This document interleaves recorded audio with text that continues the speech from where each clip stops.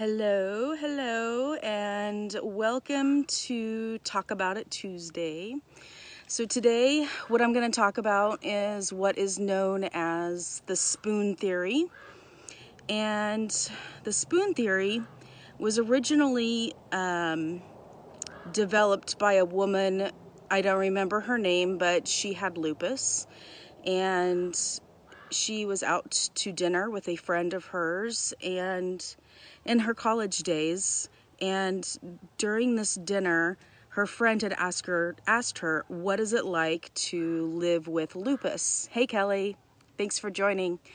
So I'm explaining the spoon theory, and with myself, I don't have lupus. That's one of many other chronic illnesses that people can have, but I have what's called common variable immunodeficiency, which is a type of a primary immunodeficiency. Briefly, I don't produce a lot of antibodies to fight off infections.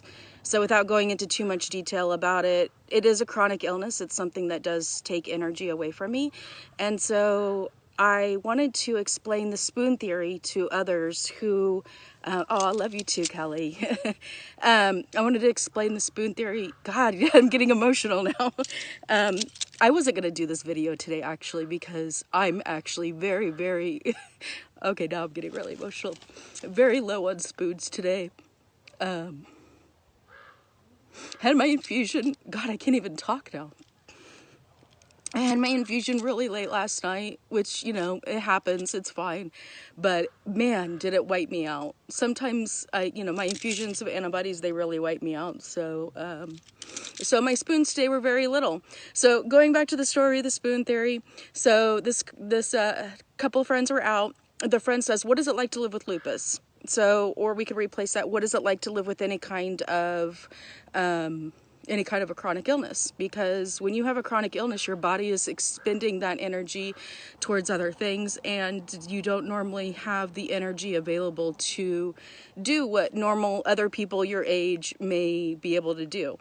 So they're sitting at the diner. She's trying to explain, okay, what is it like to have, a chronic illness? So she goes around, she starts collecting these spoons, and she gets like a bouquet of spoons. She gets a dozen spoons, and she hands them to her friend. She says, "Okay, these spoons are a unit of measure of energy.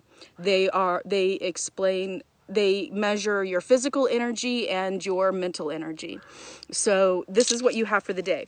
Okay, so she excitedly holds onto her spoon. She's like, "Okay, cool. What am I going to do with my spoons today?" So she's like, "Okay, well, let's talk about your tasks during the day. How does your day go?" Okay, she says, "Well, I get up and I go brush my teeth." Not wrong. First, you have to open your eyes, which takes energy. You open your eyes. You have to actually move your body to get out of the bed. So she takes the spoon away. So she opens her eyes and she actually stands up and gets out of bed. Okay, then she's going to go and brush her teeth. So she goes and brushes her teeth, and she gets another spoon taken away. Okay, so we're down to 10 spoons now, right? We're just at the very beginning of the day. She's like, "Okay, you've got 10 left. What are you going to do with the rest of your day today?"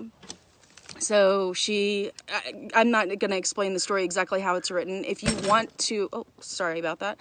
If you want to read the whole story as it's written, but I don't look sick.com. It actually writes out the full story as it was originally written.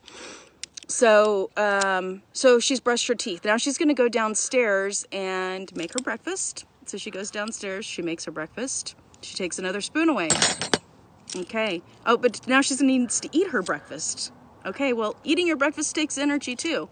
So another spoon goes away. Okay, now we've got 1, 2, 3, 4, 5, 6, 7, 8 spoons left, and we've only gotten through breakfast.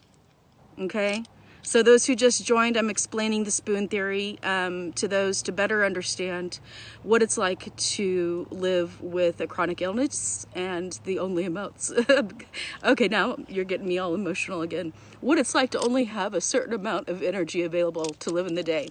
We are down to, what did I say? 1, 2, 3, 4, 5, 6, 7, 8 spoons left for the day. Okay, we've just gotten through breakfast. Okay, now we need to go to work, right? Okay, so we're going to get in the car and we're going to drive to work. Another spoon. How many spoons out of the day does a work day consist of? We're going to take 1, 2, 3, 4, 5 maybe? 5 spoons away for a work day? Probably more than that. All right, she gets through work. She needs to get home. She needs to make dinner. She needs to eat. She needs to get ready for bed. That's actually more than 2 spoons. So now she's going to borrow a couple spoons for the next day. So let's take a couple spoons for the next day, put them back. So now she goes to bed. She wakes up the following day. She borrowed 2 spoons from the next day. So those, now she only has 10 spoons for this day. So like I was explaining at the beginning of the video, today is one of my days when I am living on less spoons, because yesterday was draining. It was late. It took a lot out of me. And sorry, I'm so emotional. I didn't really mean to get emotional on this, but okay, 10 spoons left for the day. So how are you going to do it? Well, you're probably going to stay in bed a little bit longer for the day. So you're going to stay there, but you're going to have to go to the bathroom. So you're going to go through spoons. Anyway, basically you're going to have to go